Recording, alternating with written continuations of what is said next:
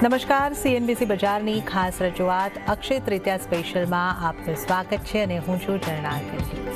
તો અક્ષય તૃતીયા એટલે અખાત ત્રીજનો દિવસ, કોઈ પણ નવી શરૂઆત કરવા માટેનો શુભ દિવસ ગણવામાં આવે છે અને આજના દિવસે સોનાની ખરીદીનો લાભ અલગ જ હોય છે. છેલ્લા એક વર્ષની અંદર રોકાણકારોના પોર્ટફોલિયોમાં સોનું ચમક્યું છે.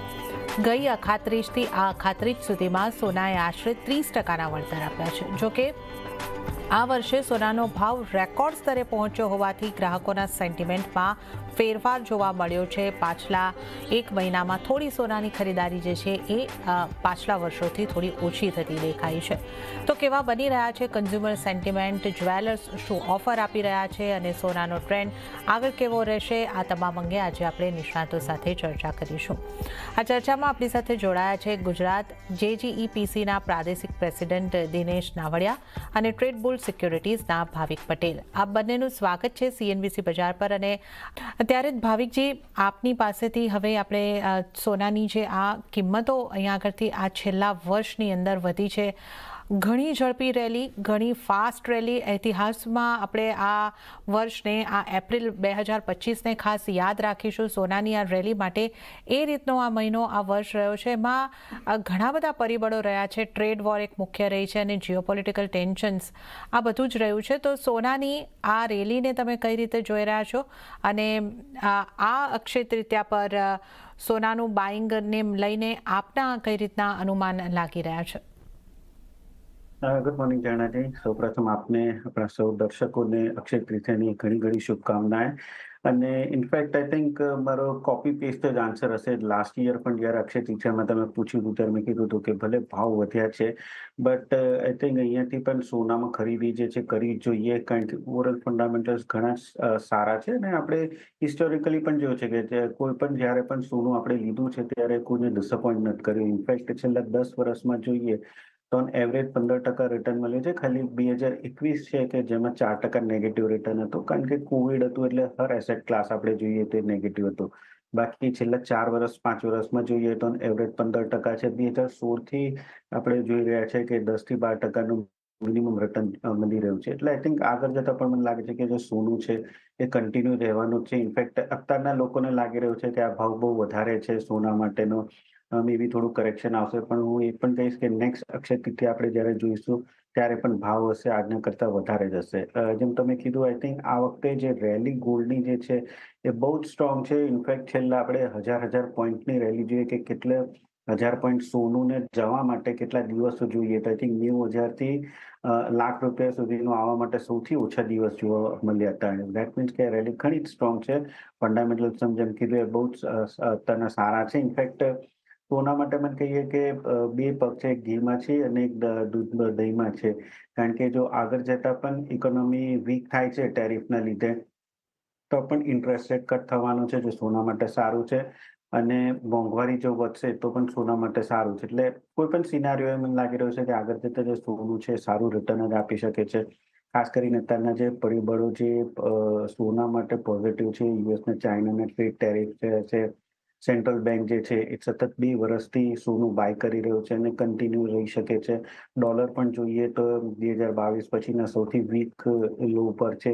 એટલે આ બધા ફેક્ટર્સના લીધે લાગે છે કે ભલે અહીંયાથી સોનું ઓલ ટાઈમ હાઈ ગયું છે, હજી પણ એક વર્ષમાં લાગી રહ્યું છે કે એટલીસ્ટ 10 થી 12%નું રિટર્ન જે છે એ સોમાં આવી શકે છે. અને અહીંયાથી પણ હું કહીશ કે આજે આટલા શુભ અવસર જે છે તેમાં સોનાની ડેફિનેટલી ખરીદી કરવી જોઈએ.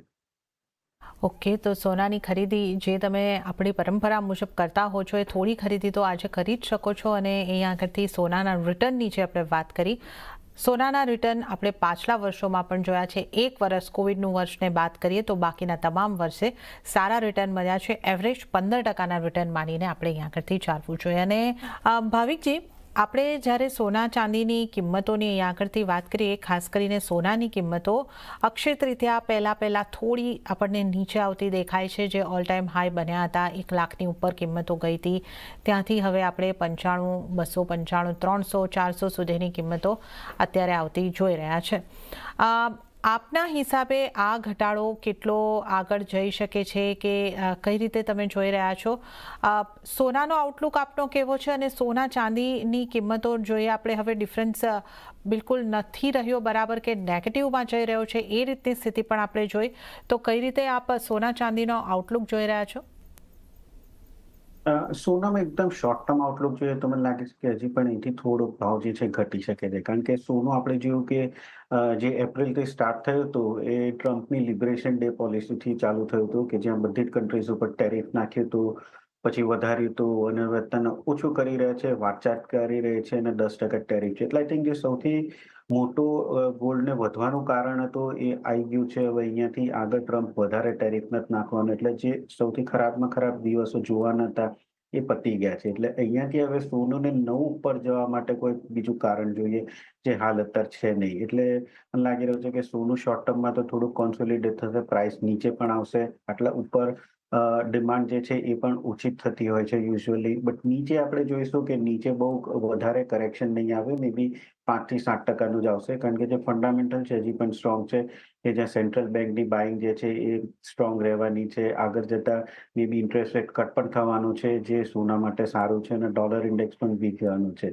એટલે હું માનું છું કે નીચેમાં નીચે વધારેમાં વધારે આપણે જોઈએ તો 85 થી 87,000 સુધીનું સોનું જે છે એ જઈ શકે છે. ચાંદીની વાત કરીએ તો હાલ અત્યારના સોના અને ચાંદીનું રેટ જોઈએ તો સિમિલર છે. કારણ કે ચાંદી ઘણી જ અંડર પરફોર્મ થઈ છે, સોનું ઘણું જ આઉટ પરફોર્મ થયું છે.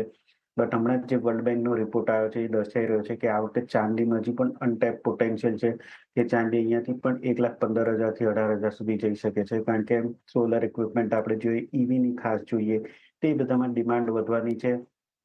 ચાંદી સતત 5મા વર્ષ છે કે જ્યાં ડેફિસિટ પણ રહેશે, કે જ્યાં ડિમાન્ડ અને સપ્લાય ઓછી છે અને ડિમાન્ડ વધારે છે.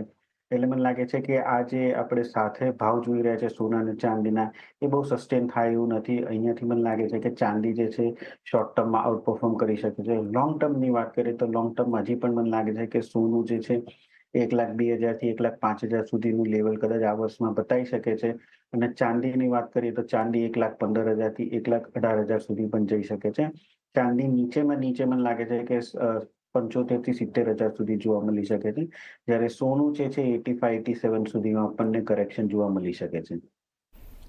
ઓકે, તો સોનામાં શોર્ટ ટર્મમાં એક અહીંયા આગળથી 85 સુધીનો કરેક્શન આપણે જોઈ રહ્યા છે. વર્ષની પણ જો આપણે વાત કરીએ તો સોનામાં 1,02,000 સુધીના સ્તર બનતા દેખાઈ શકે છે.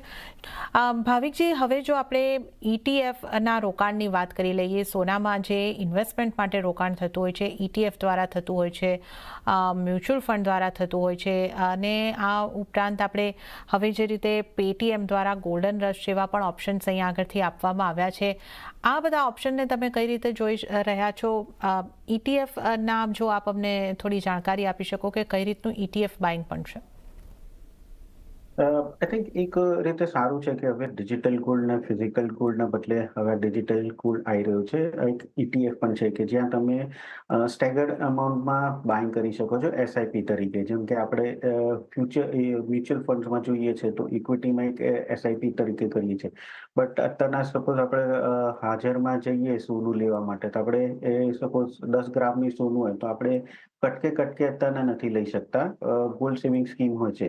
પણ જો એવું આપણે થોડુંક આપણું અમાઉન્ટ આપણે ઇન્વેસ્ટ કરવું હોય ગોલ્ડમાં, તો હવે ઘણી બધી ગોલ્ડ ETF ને ડિજિટલ ગોલ્ડ સ્કીમ પણ આવી ગઈ છે, કે જ્યાં આપણે સપોઝ ₹1,000 હર મહિને એસઆઈપી કરતા જ ઇક્વિટીમાં, તો હવે ₹1,000 સેમ આપણે ગોલ્ડ ETFમાં રાખીએ, કે જ્યાં આપણો પૈસા જે છે ડિમટીરિયલાઇઝેશનમાં હોય છે, આપણે ડીમેટમાં હોય છે. અને અલ્ટિમેટલી એક રીતે એ છે કે ગોલ્ડ ETF ગોલ્ડ પ્રાઇસીસ સાથે જ લિંક્ડ હોય છે, કે જો સોનામાં ભાવ વધવાના છે, એ ગોલ્ડ ETFની જે વેલ્યુ છે એ પણ વધવાની છે. અને જો સોનામાં ભાવ ઘટવાના છે તો ગોલ્ડ ETFની વેલ્યુ પણ ઘટવાની છે. તો આના લીધે એક ફાયદો એ થઈ શકે છે કે તમારે ફિઝિકલ ગોલ્ડ લેવાની જરૂર નથી, સ્ટોરેજ કરવાની જરૂર નથી. જો સોનાના ભાવ વધશે તો તમને પણ ફાયદો થવાનો છે. પ્લસ સેકન્ડ, તમારે લમસમ નથી અમાઉન્ટ ઇન્વેસ્ટ કરવાની. તમને જ્યારે પણ તમે લાગે છે કે અત્યારે ઇન્વેસ્ટ કરવું છે, કે હર થોડુંક થોડુંક મહિને સેવિંગ કરવું છે, તો એ તમે બાય કરી શકો છો. અને જ્યારે તમારે કેશ આઉટ કરવું હોય તો એ તમે કેશ આઉટ કરી અને પછી ફિઝિકલ ગોલ્ડ લઈ શકો છો. એટલે આ એક ટ્રેન્ડ જે છે, ઘણા લોકો જે યંગ લોકો હોય છે, કે જે લોકોને એક સેવિંગ્સ કરવું હોય છે, એ લોકો માટે ઘણું જ સારું ઓલ્ટરનેટિવ છે. સેકન્ડ, તમે જેમ કીધું, આ પેટીએમનું ગોલ્ડ રશ છે ડિજિટલ ગોલ્ડ કોઈનમાં, એમાં પણ સેમ એવી સિચ્યુએશન છે કે તમે એસઆઈપી કરી શકો છો, તમે હર મહિને હજાર રૂપિયા ડિપોઝિટ કરો છો, પછી એટલા અમાઉન્ટમાં at the end of the year કે જ્યારે તમને લાગે છે એટલો ગ્રામ સોનું જે છે એ તમે આઈધર ફિઝિકલ ગોલ્ડ લઈ શકો છો, અધરવાઇઝ તમારા બેંકમાં એ પૈસા આવી શકે છે. એટલે આ એક એવેન્યુ જે છે એ મને લાગે છે કે ઘણું જ સારું છે કે જે લોકોને સેવિંગ્સ કરવું છે, ગોલ્ડ ફિઝિકલ બાય નથી કરવું, કારણ કે લોકો બાય કરીને અલ્ટિમેટલી લોકરમાં જ મૂકવાના છે, બટ એઝ અ ઇન્વેસ્ટમેન્ટ કરવું છે તો એ લોકો માટે આઈ થિંક આ એક બહુ જ સારો રૂપ છે કે જે લોકો કટકે પણ ઇક્વિટીના સાથે સાથે સોનામાં પણ રોકાણ કરી શકે છે, અને આગળ જતાં પણ જ્યારે સોનાનો ભાવ વધે છે તો લોકો કેશ ઇન પ્રોફિટ કરી શકે છે. ઓકે, તો આ ડિજિટલ ગોલ્ડના રોકાણના પણ ઓપ્શન્સની આપણે વાત કરી, ઇન્વેસ્ટમેન્ટ કઈ રીતે કરી શકો છો એની પણ વાત કરી, અને ચોક્કસપણે ફિઝિકલ ગોલ્ડ, જ્વેલરી, કોઇન્સ તમારે આજના દિવસે અક્ષય તૃતીયા અખાત્રીજના શુભ પ્રસંગે ખરીદવા હોય તો આપ જાઓ, જ્વેલર્સની મુલાકાત લો. ત્યાં અમુક ઓફર્સ પણ મળતી હોઈ શકે છે. આજના દિવસે ઘણા બધા જ્વેલર્સ દ્વારા આજના દિવસે ઓફર્સ અપાતી હોય છે.